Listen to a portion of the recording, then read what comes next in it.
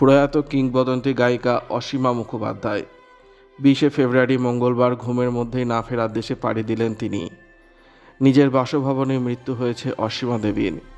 তাঁর সুরেই চৌরঙ্গী সিনেমার জন্য বড় একা লাগে এই আঁধারে গানটি এখনও জনপ্রিয় সঙ্গীতপ্রেমীদের মধ্যে।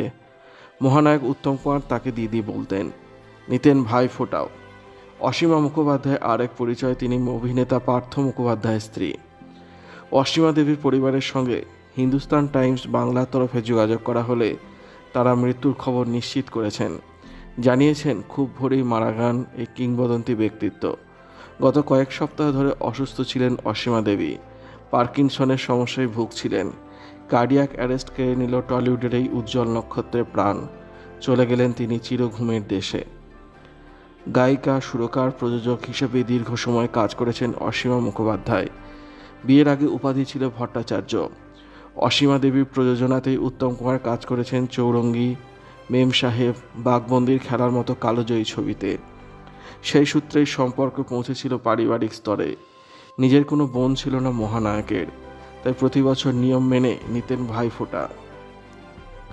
এক সাক্ষাৎকারে বছর কয়েক আগে অসীমা দেবী জানিয়েছিলেন, ভাইফোঁটার দিন সব উপকরণ গুছিয়ে উত্তম কুমার, সুপ্রিয়া দেবীর ময়রা স্ট্রিটের বাড়িতে চলে যেতেন তিনি। মোট 4 বছর দিয়েছিলেন ফোঁটা। এত বড় ব্যক্তিত্ব, কিন্তু ফোঁটা নেওয়ার জন্য শিশুর মতো ছটফট করতেন। বয়সে বড় হয়েও অসীমাকে ডাকতেন অসীমা দি বলে। উত্তম কুমার একবার উপহার দিয়েছিলেন আমার আমি নামের জীবনী বইটি, আর তারপর শাড়ি দিতেন প্রতি বছর।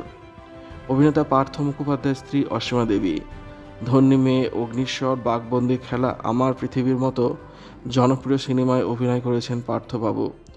উত্তম কুমারের সঙ্গে কাজ করেছেন একাধিক ছবিতে। বার্ধক্যজনিত রোগে ভুগে মারা যান 2017 সালের 25শে ডিসেম্বর 70 বছর বয়সে। গত শনিবার শেষ নিঃশ্বাস ত্যাগ করেছেন চৌরঙ্গী ছবির অভিনেত্রী অঞ্জনা ভৌমিক, আর সেই ছবির সঙ্গীত পরিচালনা করেছিলেন অসীমা দেবী।